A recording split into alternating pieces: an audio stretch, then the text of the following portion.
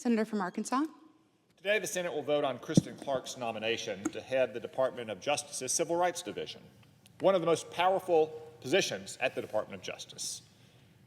I will, of course, oppose her nomination. We get a lot of partisan nominees around here, so that's not very surprising. But Mrs. Clarke isn't just partisan, she is extremely partisan. She called Senator Murkowski shameful. She accused Senator Manchin of being disingenuous. And she casually slandered 200 sitting Senate-confirmed judges as white male extremists. If confirmed for this position, she will be entrusted with representing the United States government in front of those very judges. Not exactly a credible advocate for our people, if you ask me. Ms. Clarke's radicalism doesn't stop with ad hominem insults. It thoroughly infects her professional judgment as well.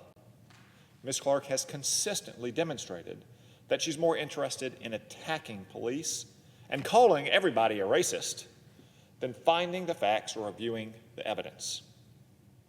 When it comes to racially incendiary cases, she proudly fans the flames of division. Last year, she repeatedly spread the falsehood that Jacob Blake, who had a knife and was actively resisting arrest, was in fact unarmed when he was shot by the police.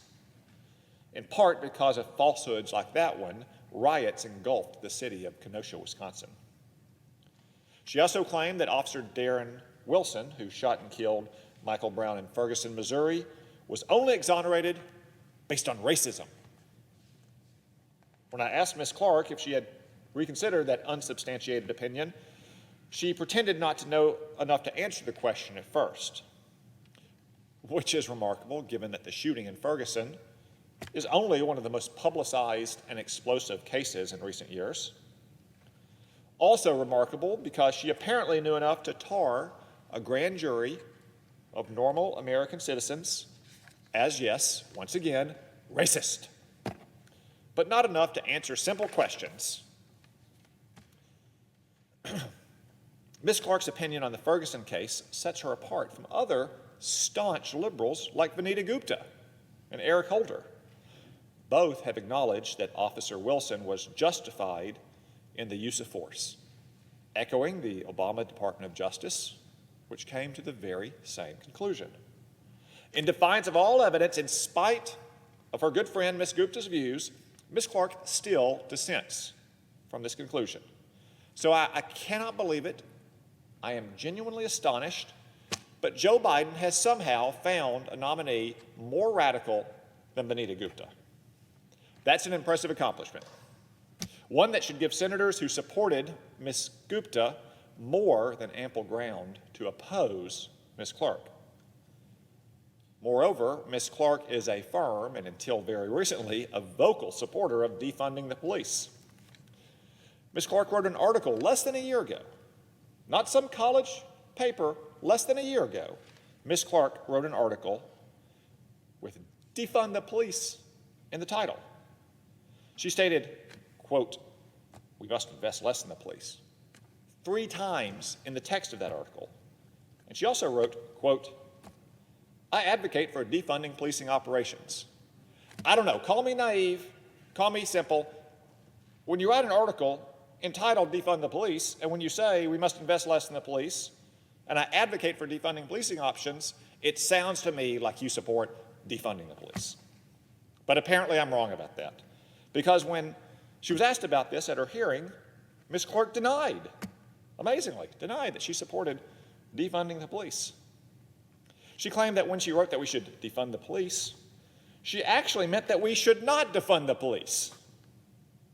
Astoundingly, she blamed an editor for coming up with the title to her piece, but conveniently can't recall what an alternative title she suggested would have been, or whether she objected to a title that was apparently the exact opposite of what she intended.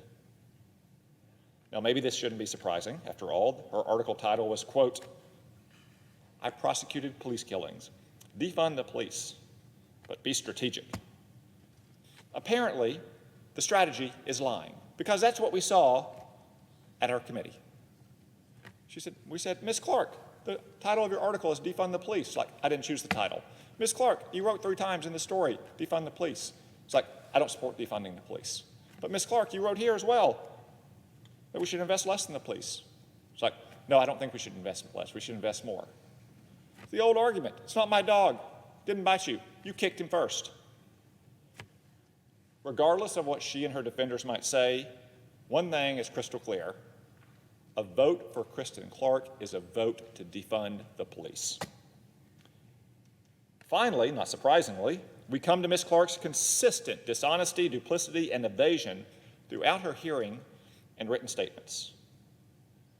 In one particularly bizarre incident, Ms. Clarke claimed in her hearing that she was proud to have the endorsement of the National Association of Police Organizations, a group which represents nearly 250,000 law enforcement officers. Now that would be big news, a huge endorsement. So I asked my staff to get me a copy of the endorsement letter. It turns out they couldn't, because it doesn't exist. Now that's not good, but people misspeak all the time, especially when under pressure. So I wanted to give Ms. Clarke a chance to correct the record. I asked for clarity in a written question. Thankfully, Ms. Clarke responded that she had misstated the facts. Okay, that's fine. I accept that explanation. Again, people misspeak. No one's perfect. Yet imagine my surprise when I received an answer to another written question that claimed, almost verbatim, the same thing she had said in her hearing, that she was endorsed by this organization. She similarly responded to at least 3 other senators that she was endorsed by this organization, even after admitting just a few pages earlier in her written answers that she had misstated that she had such an endorsement. At that point, that's not a simple mistake.